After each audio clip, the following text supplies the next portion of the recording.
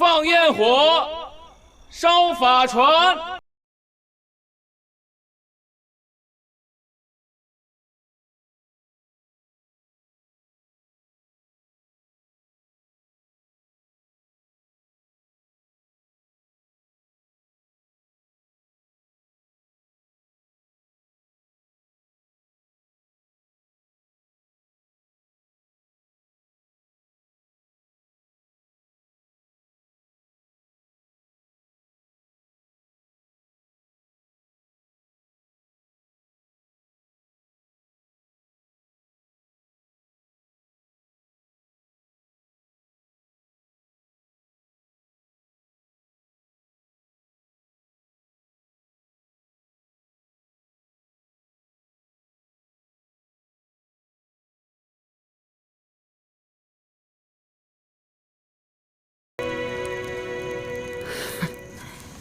果然是活腻了，居然敢在这冷宫里面偷偷的烧纸。你知道，太后那个老妖妇最忌讳的就是这些，一不小心被人当成了诅咒，那可就吃不了兜着走了。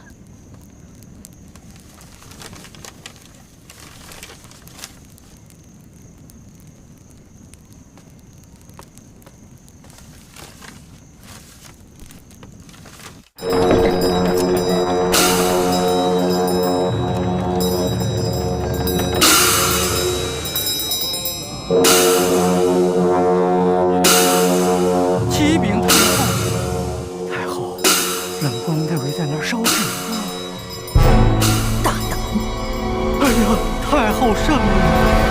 太后，今日您做法事是为了思故人、解厄运、安定宫闱，可这奸夫竟然做出这种事来！哎呀，冲撞了太后的祝祷啊！太后，这是大事儿，要不你还是亲自去瞧个明白吧。福家，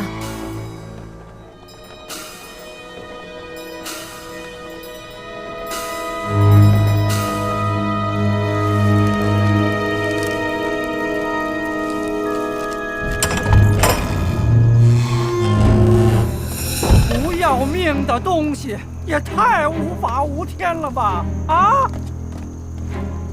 妾身给太后请安。太后，宫里严禁焚香上供、烧纸这三大样，你们竟然敢偷偷的躲在这儿烧纸钱，冲撞太后的法事，怎么着？是想让宫里沾上你们这个地儿的倒霉劲儿是吗？真是罪该万死！陈汉，冷宫乃宫中禁地，你这般喧哗，也太不懂规矩了。是，奴才知错。太后，冷宫污秽，您小心足下。如意，今儿是中元节，哀家请了大师进宫，有人来告诉哀家，你在这儿违禁烧纸，冲撞功德法事，诅咒哀家，你实在是大胆！太后息怒，我们主并没有诅咒您。不是诅咒是什么啊？人赃俱获了都。哀家也不想用酷刑，可皇帝和皇后都不在宫中，只有哀家一人撑着偌大的后宫，出了这等大事，哀家若不处置，旁人怕是以为哀家这老婆子真是不中用了呢。宫规大如天，程汉在，赏了吧。这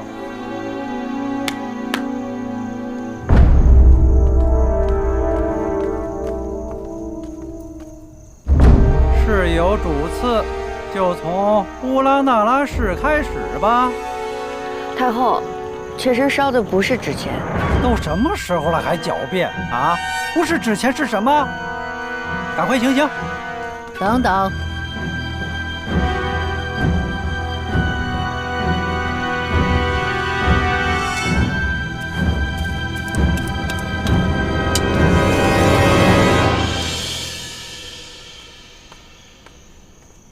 太后，这上面只有6字真言，怎么会是这个？太后，圆形意为圆满，配上万字不到头的图案，意为万寿圆满、无穷无尽的意思。而六字真言是妙应寺的大师所授。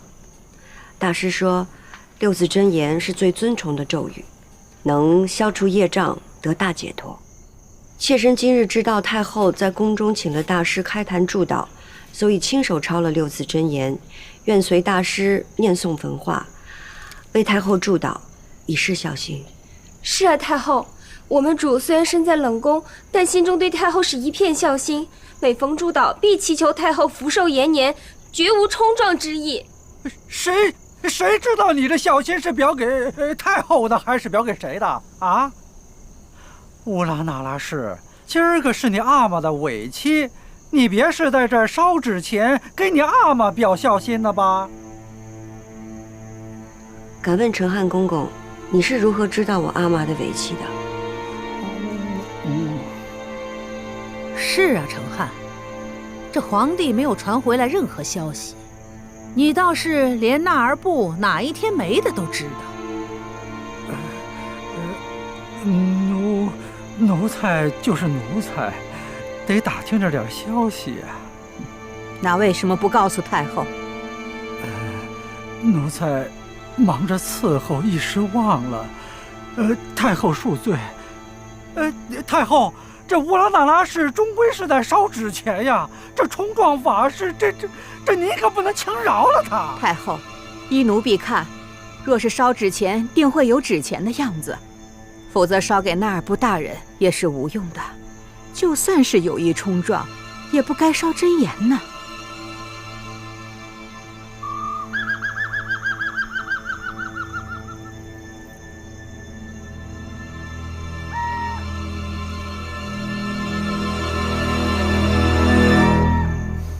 程汉，在。你巴班跑来跟哀家说，有人在冷宫烧纸钱诅咒哀家，如今你自己拿去看看，这是什么？还劳动哀家，到这种地方来，你真是越来越会当差事了。太后，太后，奴才该死，奴才妄听人言，奴才该死。是你妄听人言，不过你是听了谁的话？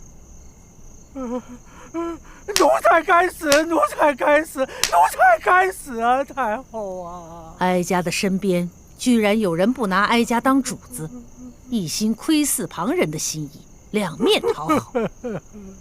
哀家看他是错了心思。慈宁宫只能有一心侍奉太后的人，没有敢对太后耍心眼的。程汉呢，你可是聪明反被聪明误了。奴才该死啊！奴才该死啊！今儿是中元节，哀家也不想要了谁的命了。既然程汉你那么喜欢为别人奔波，那哀家就把今儿的处罚赏赐给你了。啊！太后，太后饶命啊！太后啊！之后带去慎刑司好好拷问。是。带下去。太后饶命啊！太后饶命啊！再折腾，天都要亮。咱们也回去吧。如意，你为哀家祝祷，你的心意，哀家记着了。谢太后不法之恩。起来吧。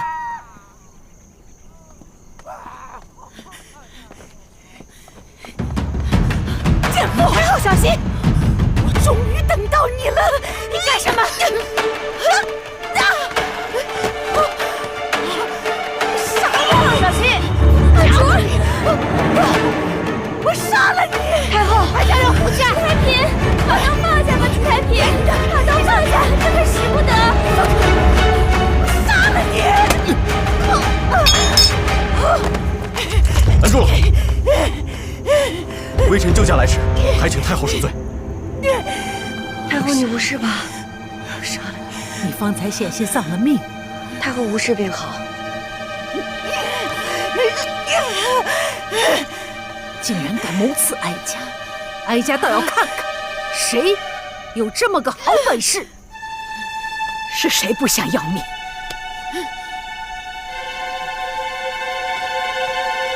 太后，恕我不忍。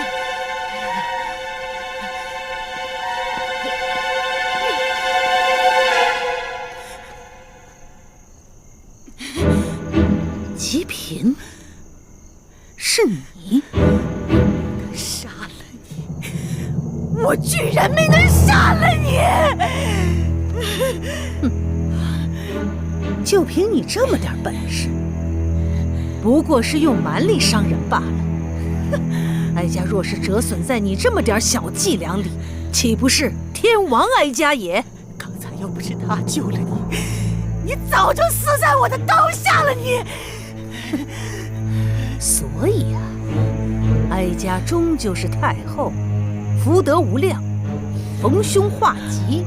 奸妇，奸妇！你害我住了冷宫，你不得好死！安住！你不得好死！不得好死！太后，太后，吉太平在冷宫多年，他也是依使鬼民的心窍，才行刺您的。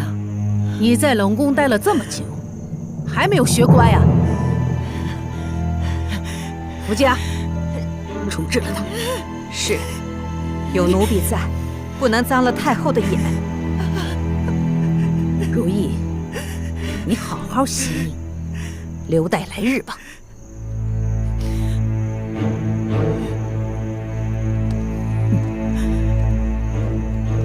把他押到偏殿去。奸妇，你不得好死！奸妇，福家姑姑，你不得好死！您打算怎么处置吉太平？放开我！太后已经饶过他一次，只怕太后现在心里正后悔当年不该留了他一条性命呢。您呢，就好好看着，就当是太后指点您呢。你不得好死！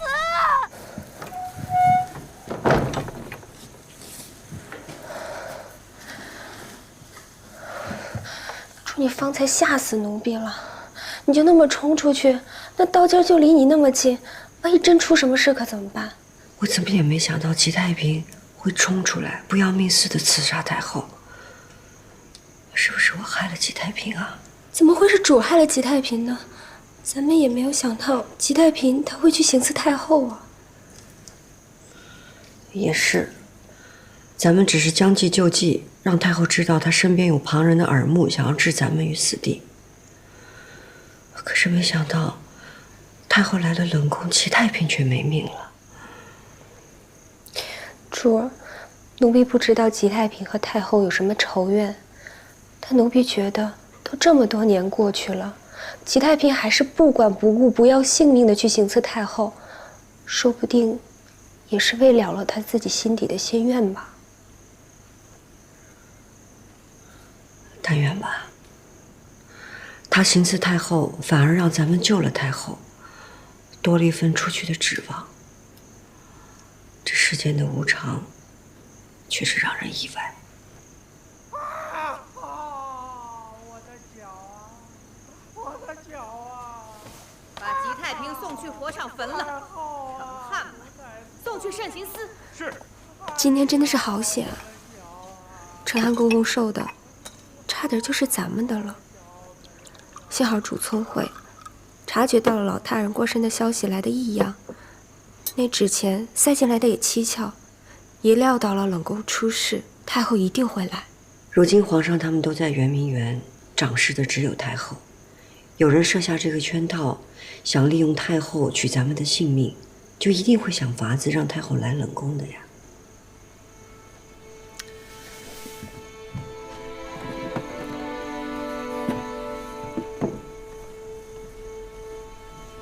主儿，这纸钱，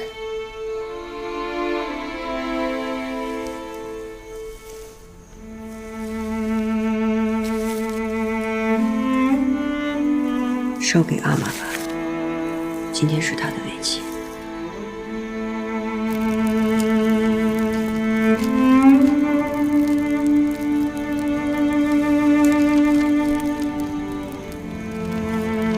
阿玛，你九泉之下保佑女儿，让女儿早点出了陆宫吧。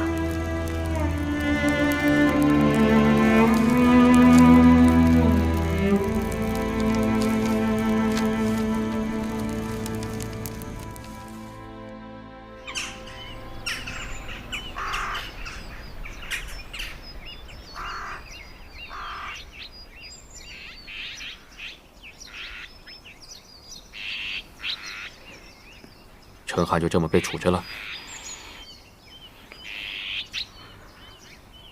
太后说，陈汉向着外人，不能忠心。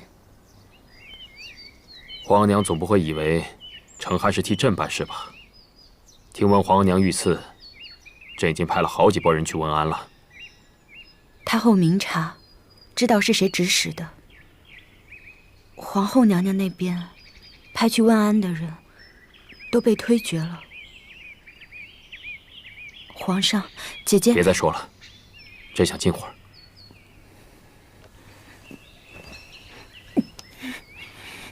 怎么了？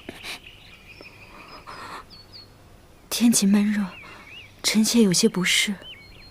先下去歇歇吧。是。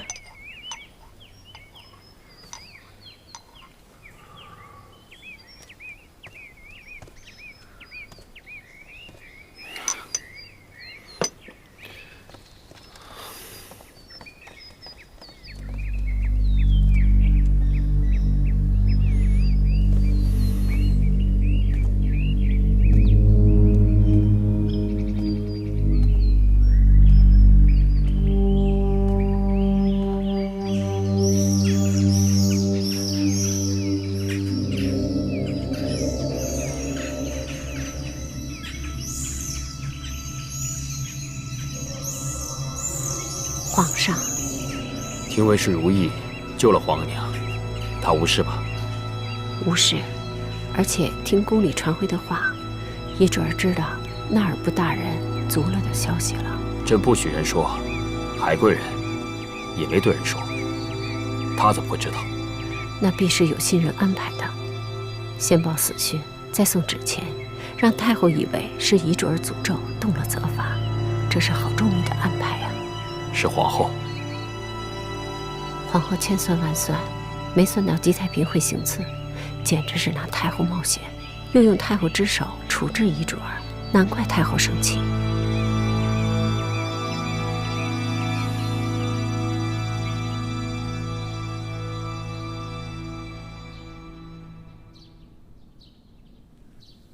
姜太医，不瞒你说，月信已然晚了月余，不知是否是喜脉？正如贵人所说，确实是喜脉，已2月有余。微臣这就给您开安胎的方子。果然是了。恭喜主，主大喜了。先别声张，去净室房告诉他们，就说我身染微恙，不适合侍寝，其他的等回宫再说吧。是。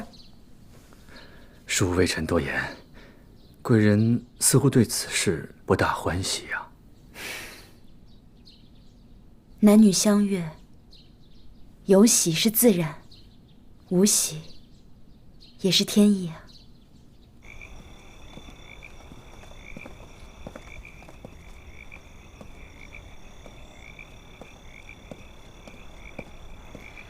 臣妾给皇上请安。啊，皇后来了。皇上，皇额娘遇刺，臣妾心中实在惶恐，想回宫亲自给皇额娘请安。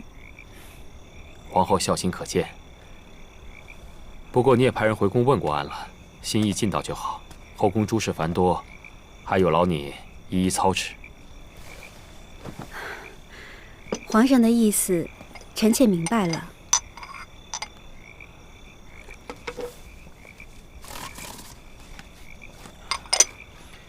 朕想着，近来前朝政事繁杂，在圆明园处置也不太方便，不如早些回宫吧。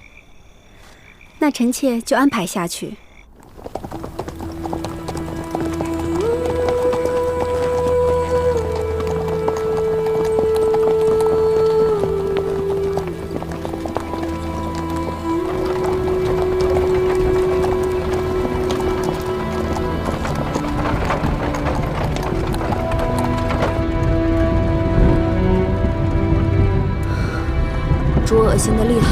可受苦了。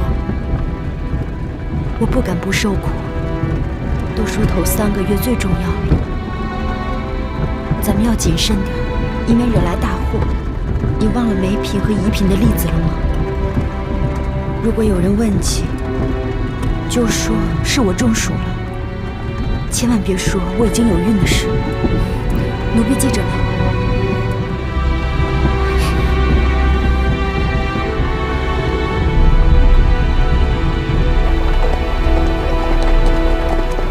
皇帝是挂心哀家被刺一事，特地赶回来，也算是有孝心。只是那个皇后，哀家一想起来就还是有气。你已经处置了程翰，也一直冷着皇后，就让她自己吃着教训吧。倒是皇上今儿明着暗着提乌拉那拉氏，想来是有放她出来的意思。您那日也说让她留着性命以待来日，今儿怎么不松口了呢2条皇嗣的命必得有人背。当年哀家让他进去也是因为这个，如今这个说法没动。即便他救了哀家，也不能轻易放他出来。罢了，不提他们了。叶赫那拉调教的如何了？琴棋书画都精通，人也是聪慧灵巧，一点就通。啊，这么好，便无半点缺处。唉，整日里捧着皇上的御诗不放手，眼神也是痴痴的，是个情种。太后，要是他感情用事，怕也难成大器。哎，有点真心，更好成事。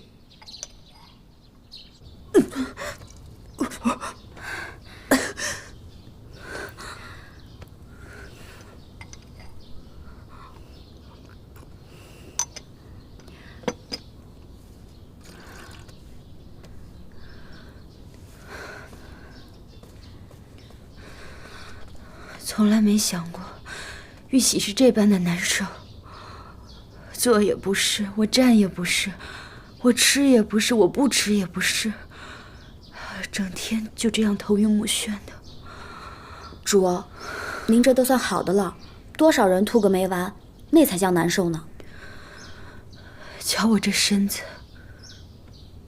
连玉玺这么大的事儿都不能亲自去跟姐姐说，还有姐姐阿玛去世的事儿，我也不能好好的去陪她说说话。冷宫里还闹出这么大的风波，您千万要保重自己。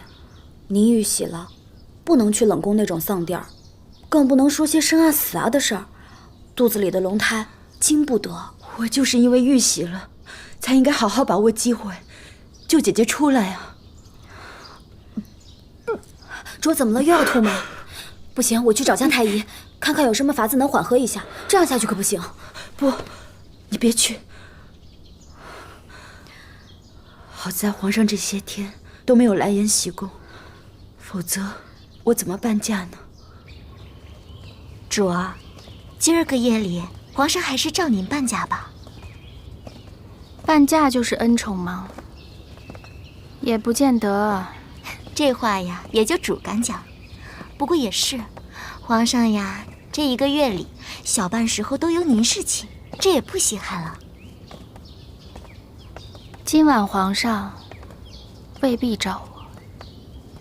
今儿也不是什么节日，皇上不必陪着皇后娘娘的。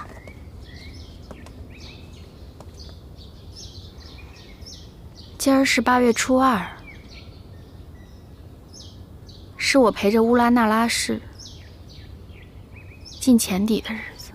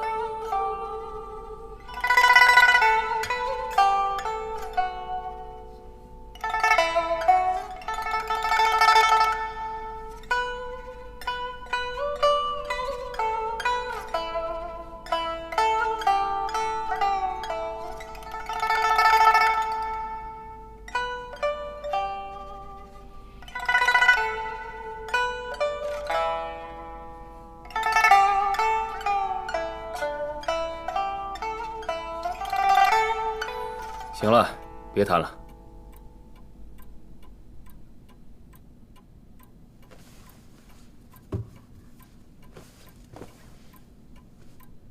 是臣妾谈得不好，扰着皇上了吗？这么晚了，你回去歇着吧。今夜良宵，臣妾想来陪陪皇上。皇上都不记得了吧？臣妾当年入府为格格，就是8月初2。哦。皇上画的这是什么花儿？凌霄花。皇上画什么花不好，非要画这种低贱的花？岂不知白居易说凌霄花，朝为浮云花，暮为纬地桥。既言立身者，勿学柔弱苗。这花，御花园里种着，哪里低贱了？你没听过“披云似有凌云志，向日宁无捧日心”吗？臣妾无知，您也别取笑臣妾嘛。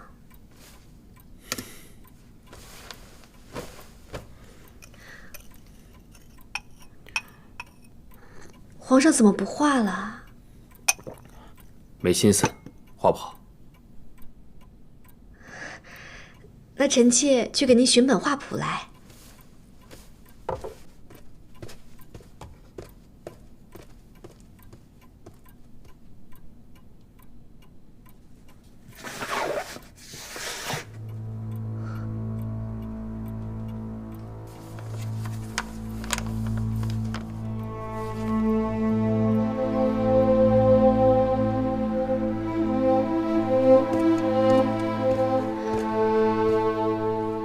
皇上，这画上是乌拉那拉氏吧？您还留着呢。摆了那么久的东西，朕一直搁着没留意。可如今他都进冷宫了，您还念着他吗？冷宫之人有什么可提的？那臣妾不许您再留着这幅画了。要不是你翻出来，朕都忘记了。李煜，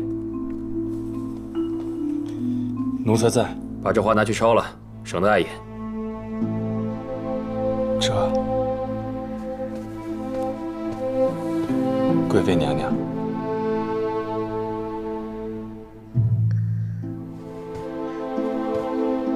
那就劳烦李公公了。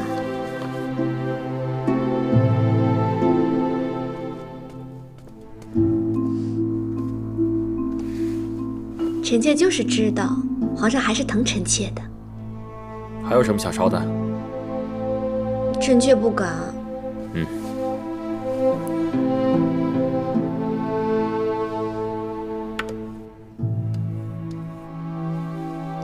皇上接着画吧。这花第一届朕不画了。皇上，臣妾错了吗？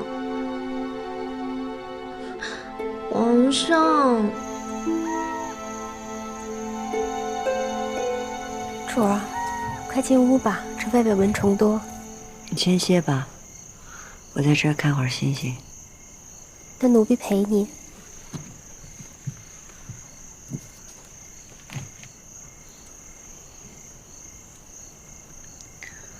人在两地，只有天上的星子相共。今儿是8月初2，主是想皇上了吧？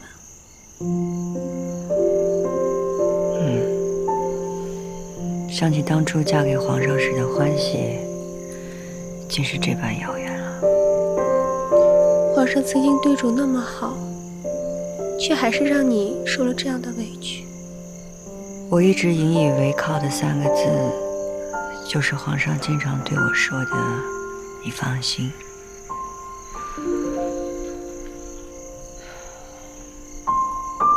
原来，终究还是不可得。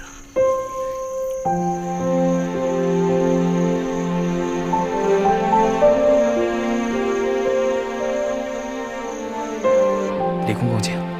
Mr. 郎大人。李公公，这是皇上一直收着的画，请郎大人代为收着。我知道了。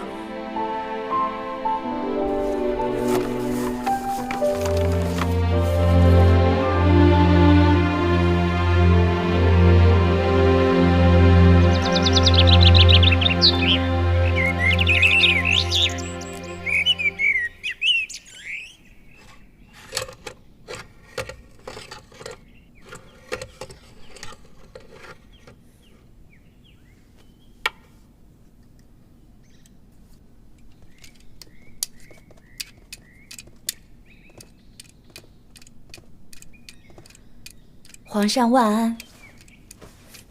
来，陪朕说说话。是。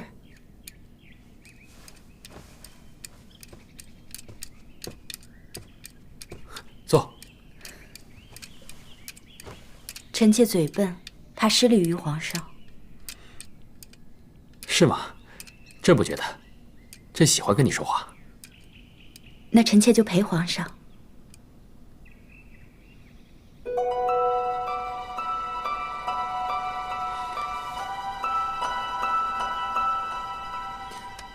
几日不见，你又清简了好些啊。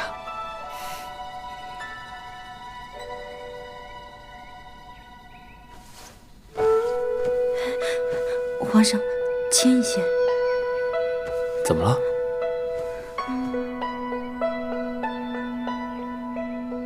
臣妾有喜了。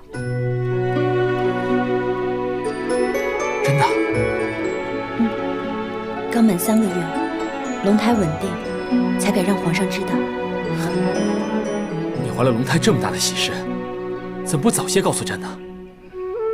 臣妾谨慎，先前梅嫔还有宜嫔的事，臣妾一想来心里就慌了。好，好，你是个仔细的人。哎，永成出生快1年了，宫里面也是该添儿提升了。太好了。是吗？娘娘，海贵人有喜了。海贵人有了？是，皇上欢喜的什么似的，昨儿一晚都守在延禧宫，今儿一早又请了齐太医去照料。不就怀个孩子吗？有什么了不起的？还有齐太医去照料。皇上盼子心切，这也算是得偿所愿了。苏烈，你去拿1盒山东巡抚进贡的东欧阿胶送到延禧宫，说是本宫赏给海贵人的。是，奴婢这就去。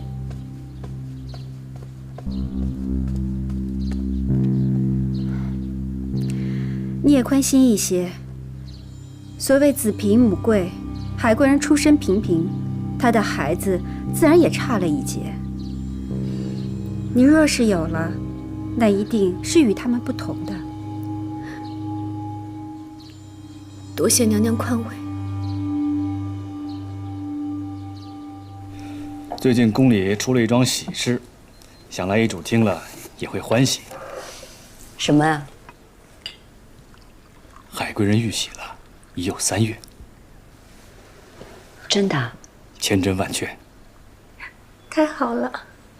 海兰遇喜可不容易，你可千万要叮嘱她万事小心啊！遗主放心，海贵人的胎由微臣负责，如今胎相已稳，就算有人想动手脚，也难了。那太好了。遗主。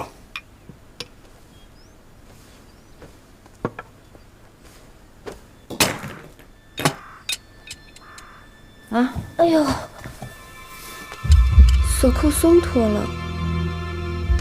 哎，这是什么呀？从镯子里掉出来的。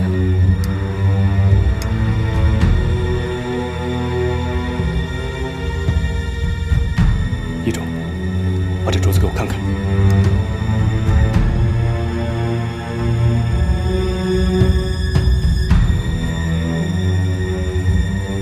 小心，把门关上。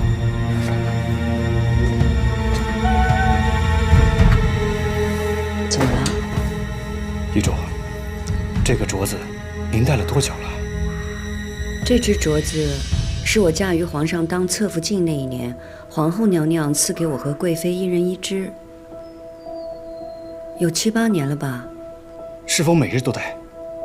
是啊，因为这只镯子是皇后所赐，也被皇上视为妻妾和睦之兆，我自然是每天都戴着。怎么了？这小黑丸子是什么？这是零陵香，女子若是长期使用，便不易有孕。什么？所以我一直未有身孕，是因为零陵香？是。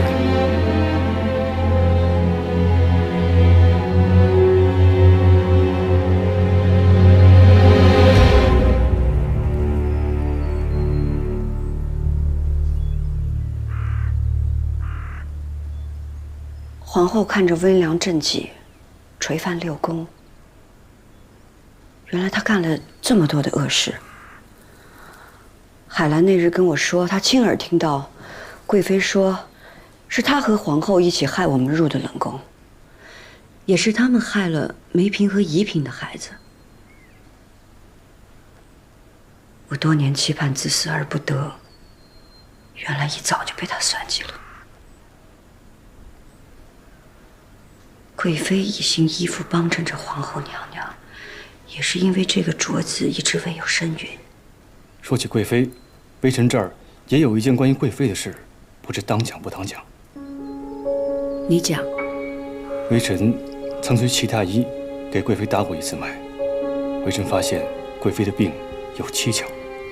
有什么蹊跷？贵妃一入冬就怕冷，入夏就出虚汗，而且经常烦躁难安。胸内疼痛如刺，一则是因为这零陵香所致，但微臣看来，是因为贵妃患有气虚血瘀之症，体内淤血不去，所以才会心血难安而发。但齐太医说，这病是贵妃从胎里带来的，一时难以清除，可治了这么多年，却越治越病。怎会如此？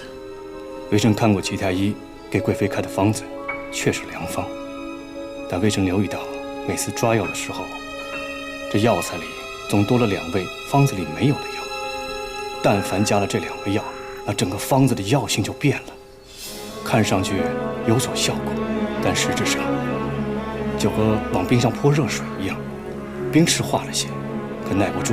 贵妃的身子是个大冰窟，多少水泼上去也给冻住了。年久10日这么下去，哪天身体受不住元气大伤，就是饮鸩止渴。那是不是抓药的小太医弄错了呢？抓什么药多少量，这里面讲究太深，除了开方子大夫之外，没有人衡量得准。那就是齐太医了。齐太医没有那么大的胆子。难道还是皇后？皇后已经给贵妃用了零陵香了，何必多此一举？那也许是贵妃得罪了旁了什么人而不自知。